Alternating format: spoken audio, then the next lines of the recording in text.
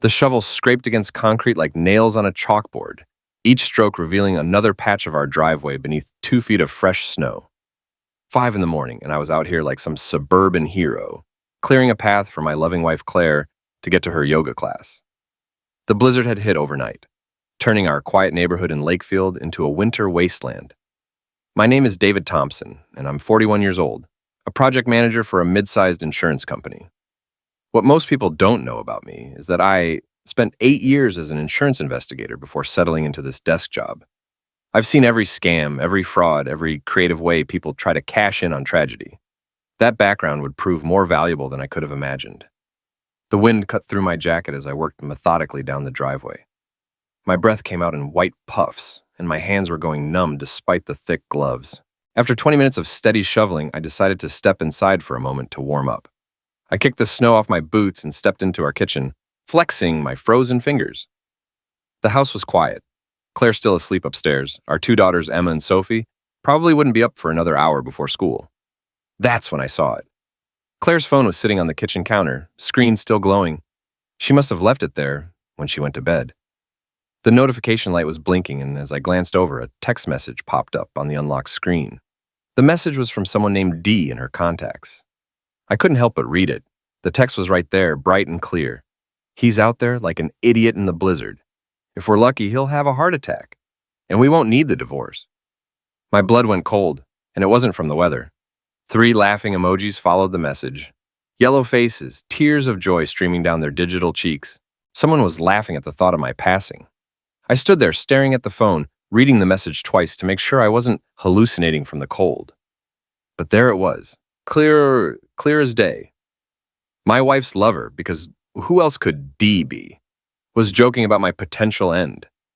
And Claire had seen it, because the message showed as read. I heard footsteps upstairs. Claire was getting up. I quickly stepped back outside, closing the door softly behind me. My hands were shaking now, and not from the cold. I picked up the shovel and continued working, each scrape against the concrete now fueled by a different kind of energy. My mind was racing. Who was D? How long had this been going on? And most importantly, were they serious about not needing a divorce if I conveniently died of a heart attack? 20 minutes later, I'd finished the entire driveway and walkway. I even cleared the snow off Claire's car, just like I always did. Probably thinking about how much easier her life would be if I just keeled over right there in the snow. I loaded my shovel into the garage and headed inside to shower and get ready for work. Claire was in the kitchen now, making coffee, her phone nowhere to be seen. "Morning, honey," she said, giving me a quick kiss on the cheek. "Thanks for clearing the driveway. You're such a good husband." "Just looking out for you," I replied, studying her face for any sign of guilt or deception. But Claire had always been good at hiding her feelings. That's probably why I never suspected anything before this morning. "Drive carefully," she said as I headed out the door with my coffee and briefcase. "The roads are going to be terrible." "I will," I promised. "See you tonight." But as I drove to work, carefully navigating the snow-covered streets, I knew that the man who came home tonight would be different from the one who left this morning. The man who shoveled snow and blizzards without question was gone. What Claire would get instead was someone who knew how to investigate, how to gather evidence, and how to build an airtight case. After all, I'd spent years investigating insurance fraud. I knew exactly what a homicide-for-profit scheme looked like. I couldn't concentrate on work that day. Every time I tried to focus on project timelines and budget reports, my mind kept drifting back to that text message. If we're lucky, he'll have a heart attack. The casual cruelty of it was what got to me most. Like I was just an inconvenience to be removed. During my lunch break, I drove to a coffee shop across town and called my old partner from my investigator days, Rick Martinez. Rick had left the insurance business and now ran a small private investigation firm.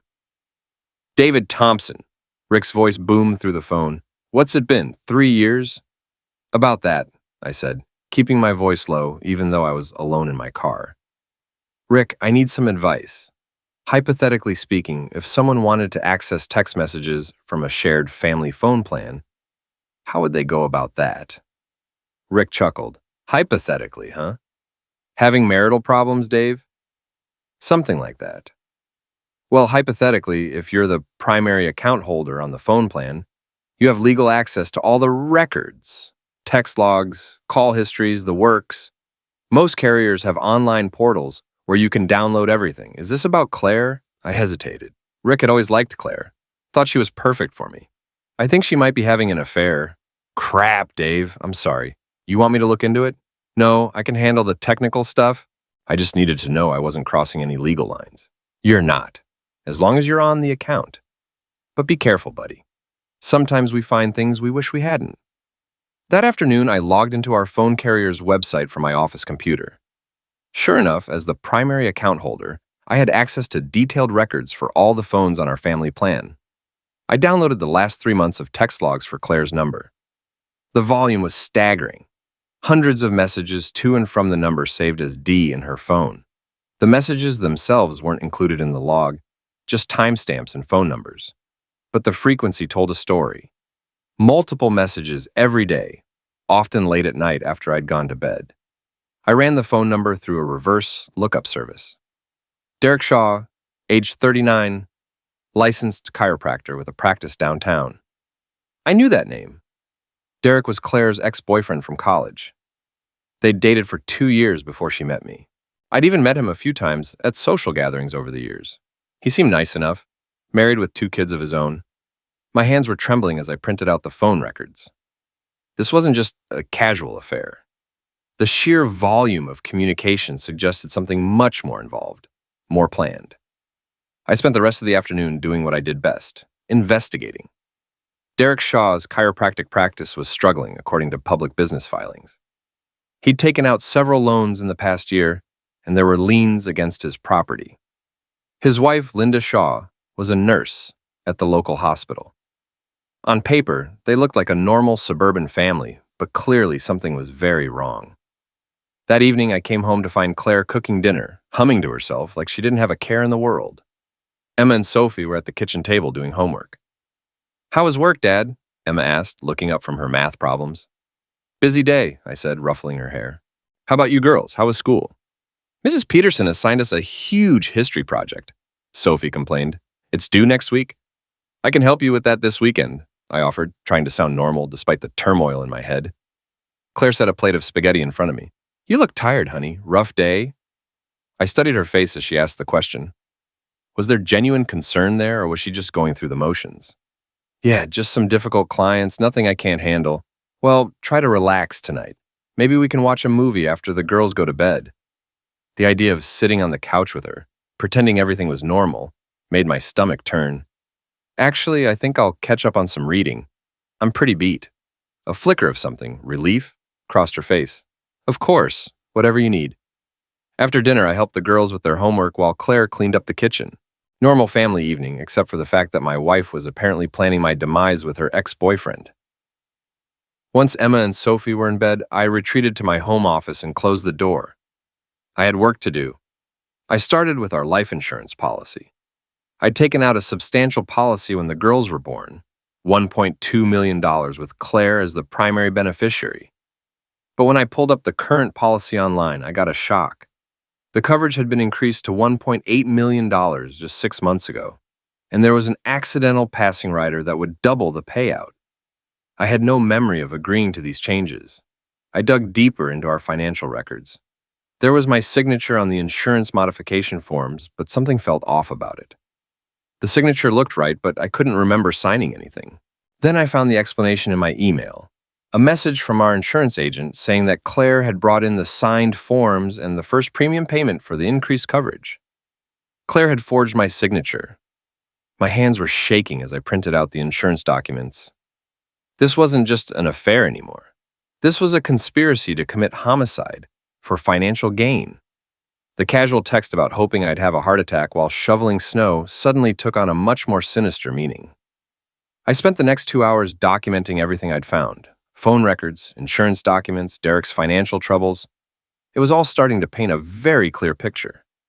Claire and Derek weren't just having an affair. They were planning to cash in on my passing. The question was, what was I going to do about it? The next morning, I woke up before my alarm and lay in bed listening to Claire's steady breathing beside me. She looked so peaceful, so innocent. It was hard to believe that this woman, the mother of my children, my partner for 15 years, was actively plotting my end. I got up quietly and went downstairs to make coffee. While it was brewing, I checked Claire's phone again. She'd left it on the counter again, and this time there were several new messages from Derek. Did you see the weather forecast? Another storm coming this weekend. Perfect shoveling weather.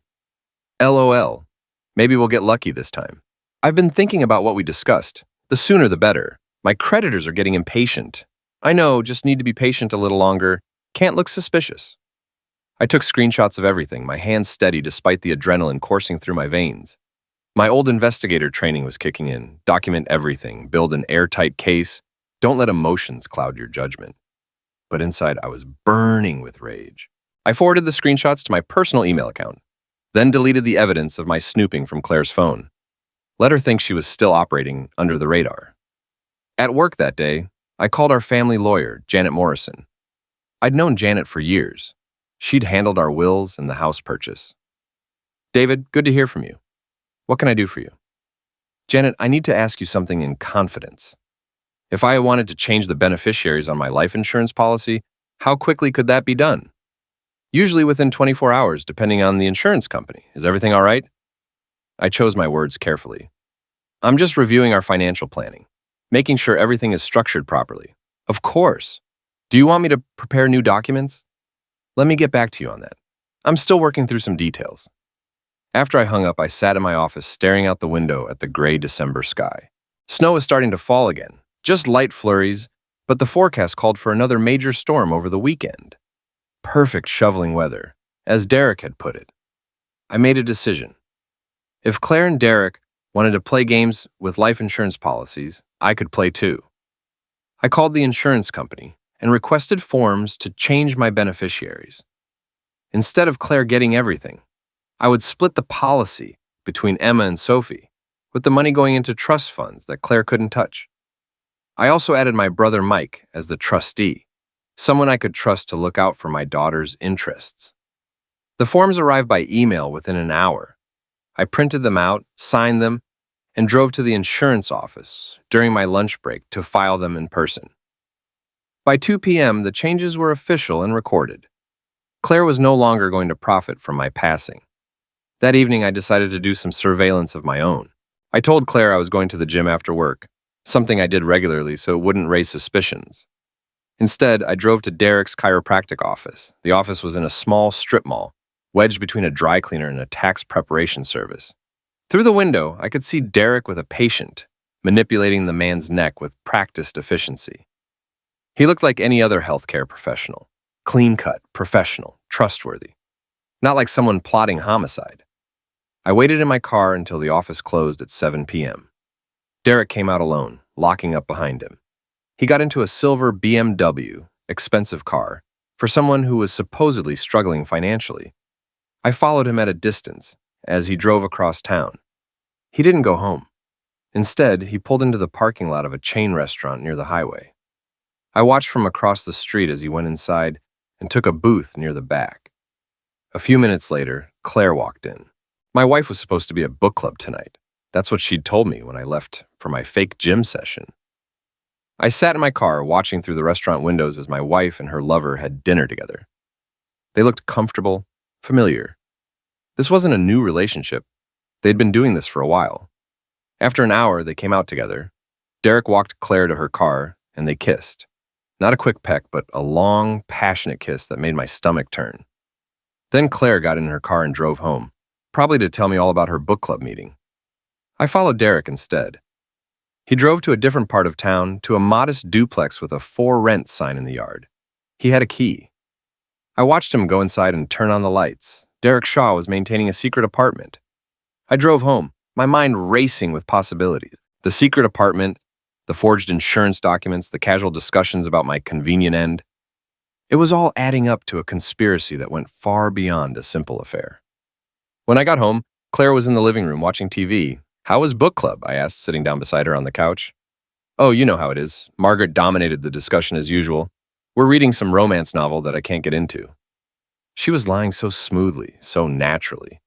If I hadn't seen her with Derek myself, I would have believed every word. How was the gym? She asked.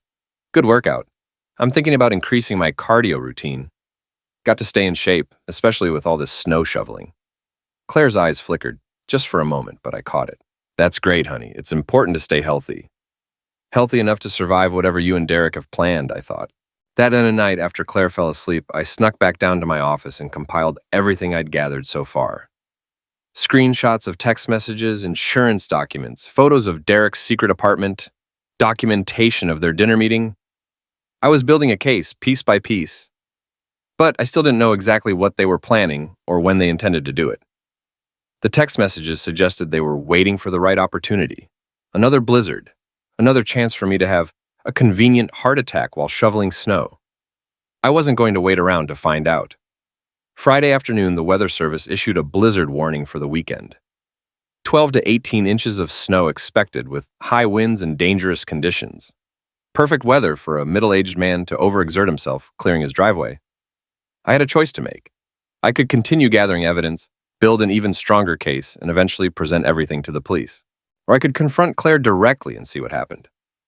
My investigator instincts told me to be patient, to keep building the case, but my human instincts, the part of me that was hurt and angry and betrayed, wanted answers now. I chose confrontation. That evening, after Emma and Sophie had gone to their rooms to do homework, I found Claire in the kitchen loading the dishwasher. Claire, we need to talk. Something in my tone must have alerted her because she turned around with a wary expression. About what? I pulled out my phone and showed her the screenshots I'd taken of her text messages with Derek. About this. The color drained from her face. She opened her mouth, closed it, then opened it again. David, I can explain.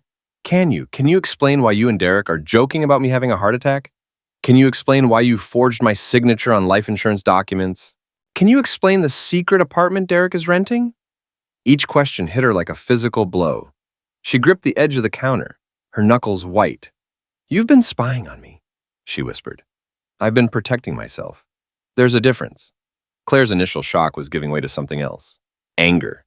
You had no right to go through my phone to follow me. I had every right. I'm your husband and you're planning to eliminate me. That's ridiculous. I would never what? Never forge my signature?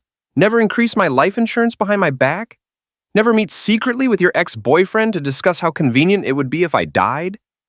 Claire was crying now, but I felt no sympathy. These weren't tears of remorse. They were tears of someone who'd been caught. It wasn't supposed to be like this, she sobbed. Derek and I, we just reconnected on Facebook a few months ago. It started innocent, just catching up. But then we realized we still had feelings for each other. So you decided to cash in on my passing rather than just ask for a divorce? The insurance thing, that was Derek's idea. He said if something happened to you naturally, we wouldn't have to go through a messy divorce. The girls wouldn't have to choose sides. I stared at her in disbelief. Something happening naturally? Claire, you were hoping I'd have a heart attack. You were waiting for me to die. We never would have actually done anything to hurt you, she said. But her voice lacked conviction. Really? What about the secret apartment? What about Derek's financial problems? How long before hoping turned into helping? Claire couldn't meet my eyes. That told me everything I needed to know. I want you out, I said quietly. Tonight. David, please, think about the girls. We can work through this. The girls will be fine. They'll be better off without a mother who plots their father's homicide. You can't keep them from me. I'm their mother. And I have documented evidence that you conspired to commit insurance fraud and possibly homicide. Do you really want to test me in family court?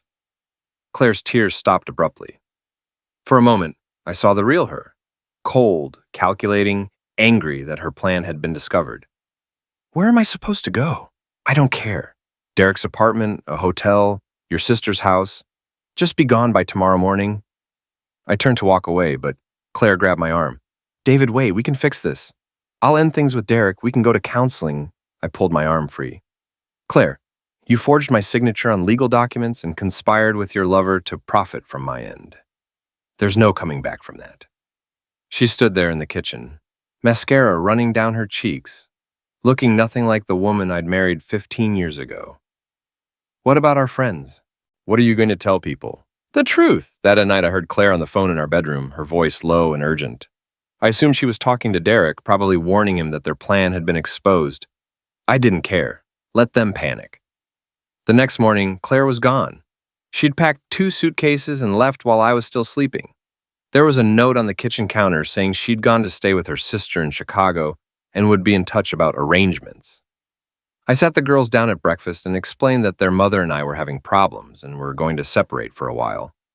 They took it better than I'd expected. Maybe they'd sensed the tension in the house. "Is Mom coming back?" Sophie asked. "I don't know, sweetheart. We'll have to see." "Are you going to get divorced?" Emma wanted to know. "Maybe. But no matter what happens between your mom and me, we both love you very much, and that's never going to change." It was the hardest conversation I'd ever had, but it felt good to finally be honest about something. That afternoon, the blizzard hit just as predicted. I stood at the living room window, watching the snow pile up in our driveway, and smiled grimly. If Claire and Derek's plan had worked, this would have been the weekend I conveniently died of a heart attack while shoveling. Instead, I was warm and safe inside my house, and my wife was gone. But I wasn't done with Claire and Derek yet, not by a long shot. Over the next week, I put my plan into action. If Claire thought she could just disappear to Chicago and wait for things to blow over, she was badly mistaken. First, I filed for divorce, citing infidelity and fraud as grounds. I included copies of all the evidence I'd gathered. The text messages, the forged insurance documents, photos of Claire and Derek together. Janet Morrison, my lawyer, was shocked by the extent of the deception. "David, this goes beyond a simple affair. The insurance fraud alone could result in criminal charges. I know, I want you to send copies of everything to the district attorney's office." "Are you sure? Once we involve law enforcement, there's no going back. Claire could face serious jail time." I thought about Emma and Sophie, about how this would affect them. But then I remembered the casual cruelty of those text messages, the way Claire had hoped for my passing like she was wishing for good weather. "I'm sure." Next, I called Derek's wife, Linda. We'd met a few times at social gatherings over the years, and she seemed like a decent person. She deserved to know what her husband had been up to. "Linda, this is David Thompson, Claire's husband. I need to talk to you about something important." There was a long pause. "Is this about Derek? You know, I suspected something was going on. He's been acting strange for months. Secretive phone calls, unexplained absences. I found a lease agreement for an apartment in his car last week." "Linda, I have evidence that Derek and Claire have been planning more than just an affair. They were hoping I would die so Claire could collect on my life insurance." Another pause, longer this time. "Can you prove that?" "Yes. I have text messages, financial documents, everything. I think you should see them." We met that afternoon at a coffee shop downtown. Linda was a small woman with graying hair and kind eyes that were now filled with hurt and anger. I showed her printouts of the text messages between Claire and Derek. She read them in silence, her face growing paler with each page. "If we're lucky, he'll have a heart attack," she read aloud. They were talking about eliminating you. They were at least hoping for it. And with Derek's financial problems, I think it was only a matter of time before hoping turned into action. Linda was crying now, but her tears were different from Claire's, as these were tears of genuine grief and betrayal. "I've been married to him for 12 years, she whispered. "I thought I knew him. I thought I knew Claire too. I guess we were both wrong." Linda looked up at me with fierce determination. "What do we do now?" "I'm filing for divorce and pressing criminal charges. You should probably do the same. Derek doesn't know that I know about the apartment yet. Maybe I can get him to confess to more." I shook my head. "Don't put yourself at risk. If Derek is capable of plotting homicide, there's no telling what else he might do if he feels cornered." But Linda was determined to get her own answers. We exchanged phone numbers and agreed to share information as our respective cases moved forward.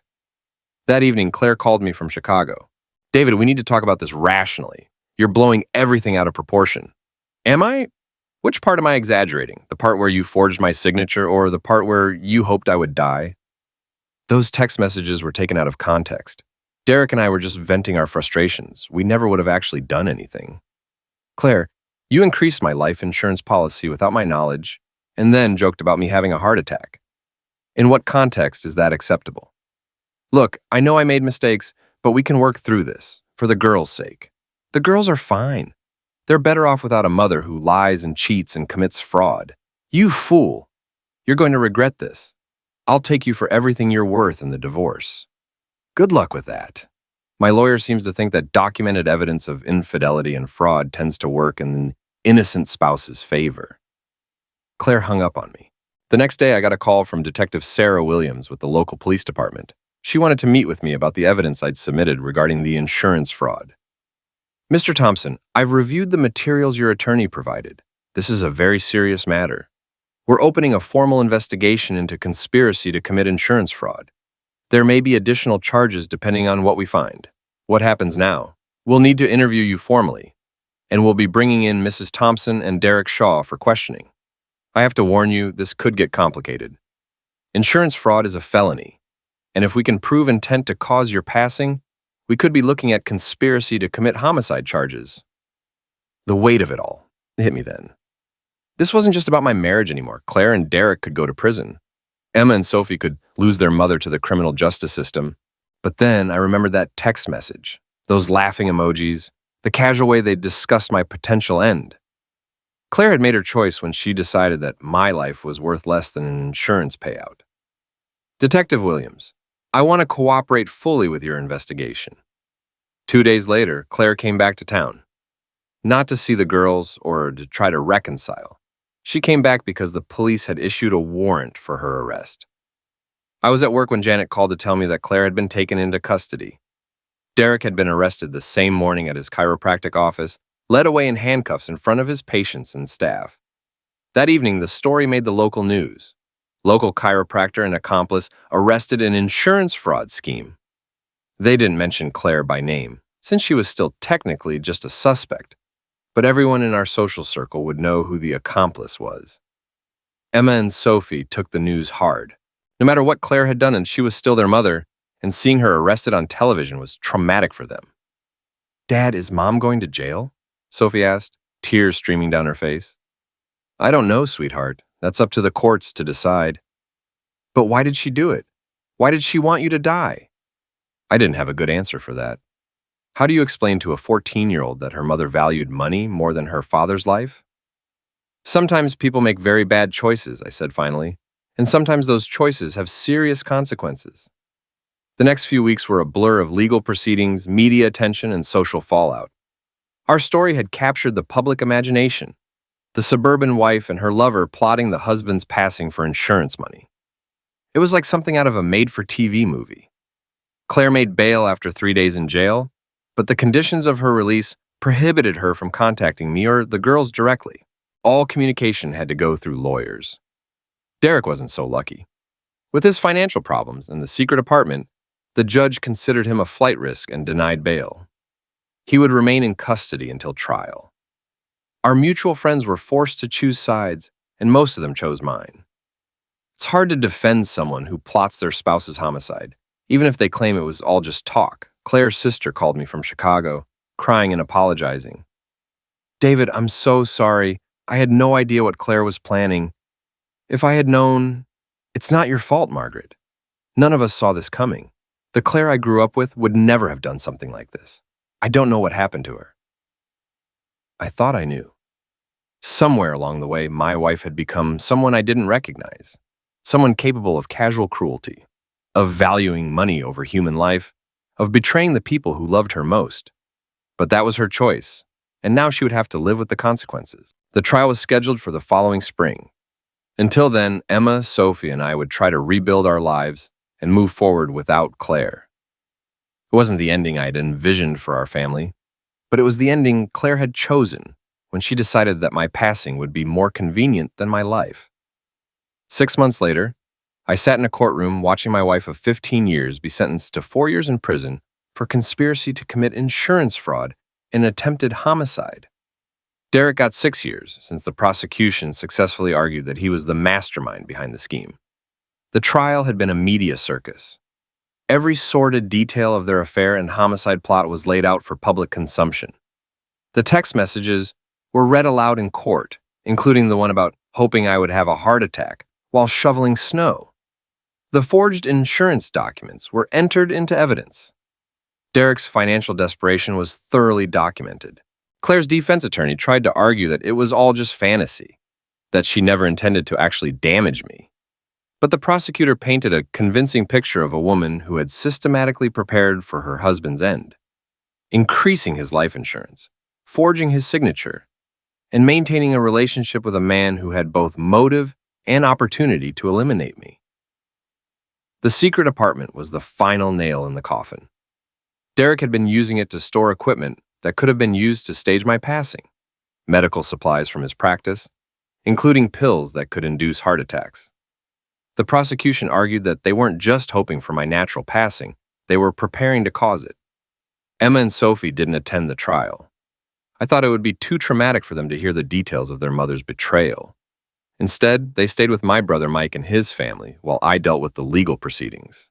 Claire looked different in court, thinner, older, defeated. When the judge read her sentence, she showed no emotion. She didn't look at me or ask about the girls. She had become a stranger. After the sentencing, I stood outside the courthouse and gave a brief statement to the media. Justice has been served today. My wife and her accomplice conspired to end my life for financial gain, and they've been held accountable for their actions. My daughters and I can now move forward with our lives, knowing that the truth has come to light. A reporter asked if I felt vindicated. I feel relieved, I said. For 6 months, I've been living with the knowledge that the person I trusted most in the world was planning my passing. Today, that chapter of my life is finally closed. That evening, I sat down with Emma and Sophie to explain what had happened at the trial. They were 16 and 18 now, old enough to understand the full scope of their mother's crimes. Is Mom really going to prison for 4 years? Emma asked. Yes, she'll be eligible for parole in 2 years if she demonstrates good behavior. Will we be able to visit her? Sophie wanted to know. I had been dreading this question. That's up to you. If you want to maintain a relationship with your mother, I won't stop you. But you need to understand that what she did was very serious, and there will be consequences for our family for a long time. Both girls were quiet for a while, processing everything they'd learned. Dad, Sophie said finally, I'm glad you didn't die. It was such a simple statement, but it hit me harder than anything else that had happened over the past year. Me too, sweetheart. Me too. The next few years were about rebuilding. Emma graduated high school and went to college on the East Coast. Sophie threw herself into theater and became the lead in her school's production of Hamlet. I started dating again, carefully, cautiously, but with hope for the future. Claire served her full 4-year sentence. She was released on a cold February morning, and I wasn't there to meet her. Emma and Sophie had both chosen to maintain minimal contact with their mother during her incarceration, and that didn't change when she got out. She moved back to Chicago to live with her sister, and as far as I know, she's working as a receptionist at a dental office. Her dreams of collecting $1.8 million in life insurance money had been replaced by the reality of being a convicted felon with limited job prospects. Derek served his 6 years and was released to a halfway house. His chiropractic license had been revoked, his marriage to Linda had ended in divorce, and he faced years of financial ruin. The man who had joked about my convenient end had learned that there are no convenient endings to the choices we make. As for me, I eventually remarried a wonderful woman named Patricia, who is nothing like Claire. She's honest, kind, and would never dream of plotting anyone's passing for financial gain. We have a good life together, built on trust and mutual respect. Emma and Sophie both thrived, despite their mother's betrayal. Emma became a lawyer, perhaps inspired by the legal proceedings that had dominated her teenage years. Sophie became a teacher, dedicating her life to helping children navigate difficult circumstances. Neither of them speaks to Claire regularly, though they send obligatory cards on birthdays and holidays. The woman who gave birth to them had forfeited her right to be their mother when she chose money over family. Sometimes people ask me if I ever regret exposing Claire's plot, if I wish I had handled things differently. The answer is always no. Claire made a choice when she decided that my end would be more convenient than my life. She chose to betray our marriage vows, to forge my signature, to conspire with her lover against me. I simply chose not to be a sufferer. On snowy mornings when I'm out clearing my driveway, I sometimes think about that text message that changed everything. He's out there like an idiot in the blizzard. If we're lucky, he'll have a heart attack. But I didn't have a heart attack. My heart, it turned out, was stronger than Claire ever imagined. Strong enough to survive her betrayal, strong enough to seek justice, and strong enough to build a new life from the wreckage of the old one. Claire had hoped the blizzard would be the end of my story. Instead, it was the beginning of hers ending and mine truly beginning.